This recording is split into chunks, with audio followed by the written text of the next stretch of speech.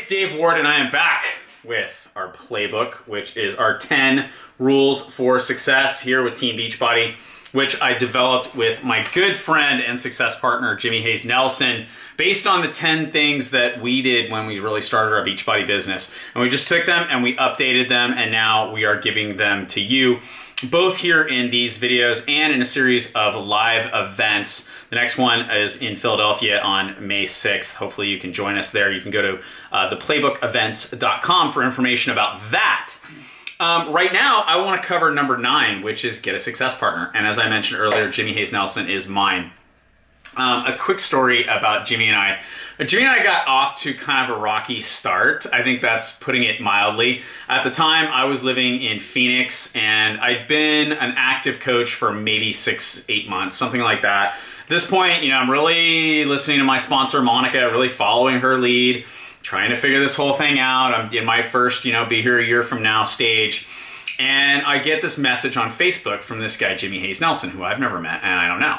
And Jimmy is organizing this road trip across America. Jimmy, if you guys don't know Jimmy, you can follow him at the Coach Jimmy. And he's kind of a free spirit, let's put it that way. And Jimmy was going on a road trip, driving from LA to New York and stopping all along the way, hooking up with people who were in our business and trying to do workouts and stuff like that, just to promote what was going on with Team Beachbody. At the time, I did not understand that helping Jimmy could help me. And I basically told him to pound sand. And I'm not sure I was that nice about it, actually. I think I just ignored him, and then when he finally sent me a follow-up, I was like, listen, dude, I thought I was clear with you. Go away. Not the best way to start your relationship with your success partner. I'll talk about the best way in a little bit. But Jimmy and I got off to a little bit of a rocky start. And then in 2011, we were both on Beachbody's top 10 trip. So every year Beachbody has the top 10 point earners, and they changed the categories a little bit over the years. But the top 10 people in the company essentially get to go on a really special vacation. And I was blessed to go on the first one, which was a cycling trip through the south of France. And Jimmy was on that trip as well.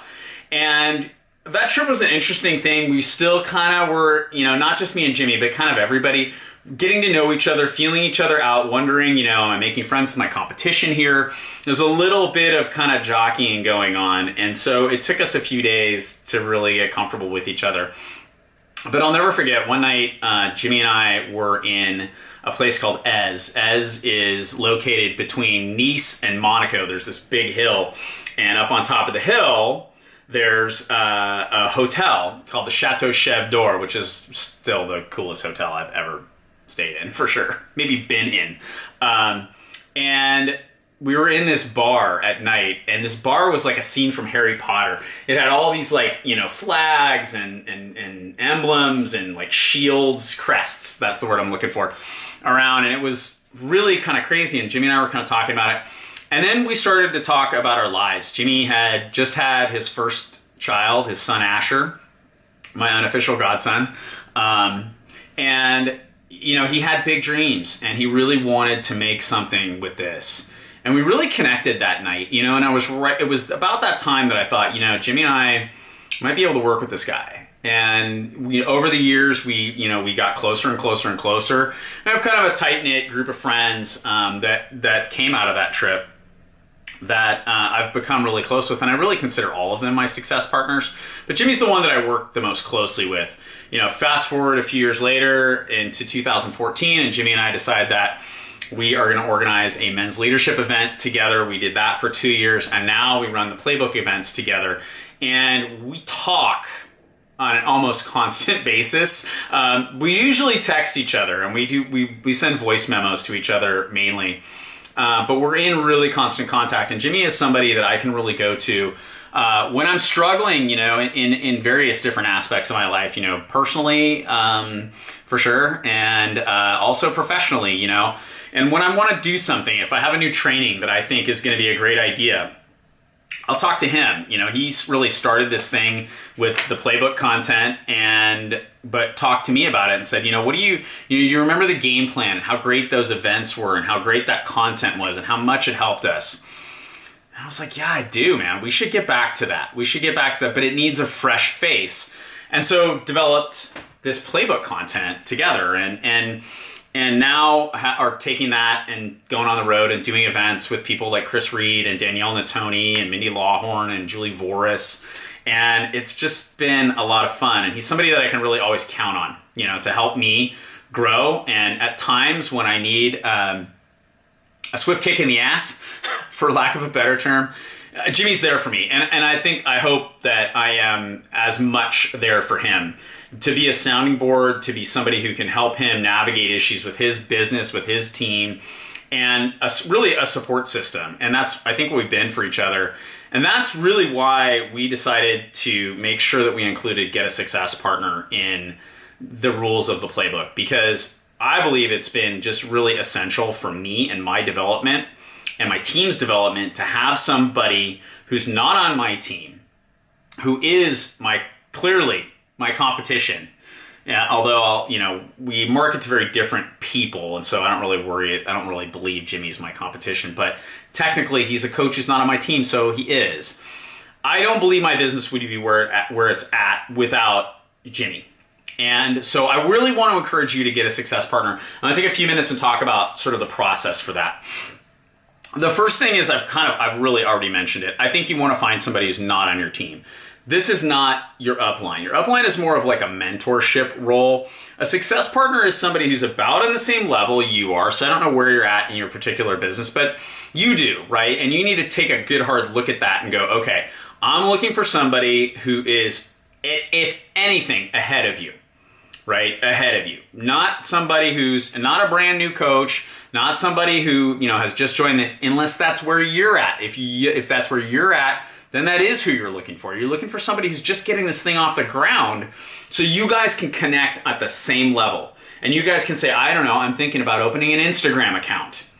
Right? Do you have an Instagram account? And how do you work your Instagram account? So you're looking for somebody who's about on your level. That's the first thing. And I think it's better if you can find somebody who's not on your team. And here's why I think that that's really valuable. And it's harder to do that. I know that. But here's why I think it's valuable. Because Jimmy runs his team very differently than I run my team. Okay? And that's not good or bad. It just is. It's just the way things are. Most of what we do is very similar, right? We both teach this content. We both have the same sort of view about how we do this business, but he has a style that's different than mine. And sometimes he comes up with great ideas that I didn't think of, and then I can take his great ideas and turn them into my great ideas. Hello, this, right? So I think that that's important, is that if you find somebody who's on a different team, they probably have some systems that we don't have.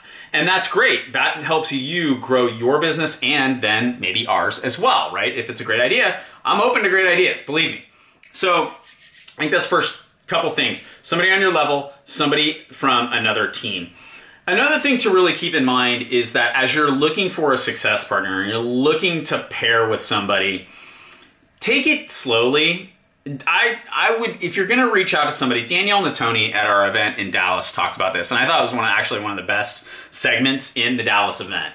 And she talked about how her and Julie Voris, who is her success partner, I think really interesting actually, in Philadelphia, it's going to be me and Jimmy and Danielle and Julie. So it's like success partners. I don't know, it's going to be weird. Maybe we'll like do a battle royal or something like that. I don't know. But so she talked about how her and Julie started.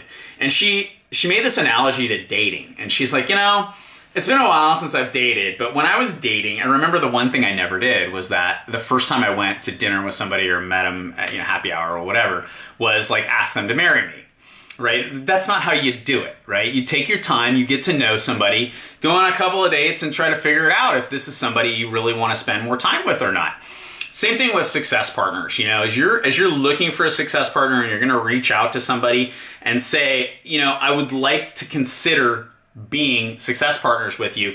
Can we set up a time to just sort of spend some time together and get to know each other and see if we're a good fit? And just leave it really open that either of you can kind of call it and say, you know what? This isn't quite where we're not at the same level, or we don't really think alike. We don't mesh together. Jimmy and I work as success partners because we really mesh together well. I mean, we're really close friends as well, but we can also work together. So, you want to find somebody who's a lot like you, is going to be doing a lot of the same things as you're doing, and has the same goals too. That's one of those conversations I think you've got to have when you're dating, right? Is what are your goals with this thing? Because I don't think it's going to help either of you if one of you, your goal is to get your Shakeology paid for, meaning you're going to make about 3 sales, a month, and the other one has goals that they want to be, a full-time elite coach. You know what I mean? Like, it's a very different path, right? You've got to find somebody who has similar goals to yours, because what you're going to really be doing is you're going to be holding each other accountable. What I suggest you do is, with that person, once you've kind of made that connection and that commitment and decided, okay, we're going to make this work, that you treat it like a business arrangement, okay? Number 10, the next rule here is treat your business like a business. And I'm going to talk to you about that, tomorrow, but you want somebody who's going to respect that. And so that you set up a weekly call. When you have that weekly call, set it for a specific time. Make sure that you have an agenda for that call, that you know what it is that you're going to talk about, and that you do not let that call become a personal gripe session. Listen, things are going to happen in this business, good and bad, and we all know that, we all acknowledge that. What you cannot do is allow your work time with your success partner to become a complaint department, right? Where you're just, oh, my coach did this and my coach did that. I know my coach did this and my coach did that. Oh, Beachbody did this and Beachbody did that. Oh, customer service did this. And that's not going to help either of you move forward, okay? It's really not. So that's, I think, one of the fundamental agreements from the outset is you've got to agree that you're not going to let that happen. Danielle and Julie, and Jimmy and I do this too. I always build in a little bit of time in our calls to find out what's going on with his life. How's his wife Kelly? How are the kids? How are things going? What's going on? And we'll spend a little bit of time just kind of catching up. And I think that's valuable because you're really trying to build a relationship with somebody. But it can't go on for half an hour, right? So you have to take control of that. Have a little bit of an agenda. Jimmy and I don't do this, but Danielle and Julie do, which is that they run challenge groups together. They also run coach training groups together. Their businesses are very, very integrated, and they do a lot of stuff together, which I think is totally awesome. And so I would, suggest that maybe you think about doing some stuff like that. Think about running a challenge group with somebody who's not on your team.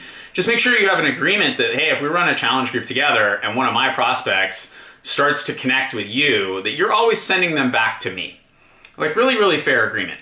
I think the other one that's really important from the outset with a success partner is that you agree to be honest with each other, and you agree that you each have the right and the authority and to tell somebody that they need to get their shit together. And that's a difficult thing, but that's really how I knew Jimmy and I were going to work well together. We actually got into a bit of a fight one night, and neither of us thought it was a big deal. The people around us were very worried about our friendship, and they thought, oh my gosh, these guys are never, like, they're such good friends, there's no way, we can't let them, and it was like over. When it was over, it was over. It was a heated argument, but I can disagree with Jimmy without being disagreeable because I have that ability with him and him with me. If he sees me doing something that he's concerned about, I expect him to come to me and say, Dave, man, like, I'm watching this, it concerns me. I don't think this is a part of who you want to be. I don't think this is a part of what your brand should be. You're making a mistake here, right? And you're gonna jeopardize your business if you don't make some changes. I need that sort of thing in my life. And I'm going to tell you, so do you. So number 9 is get a success partner. Find somebody on your level, if possible from another team.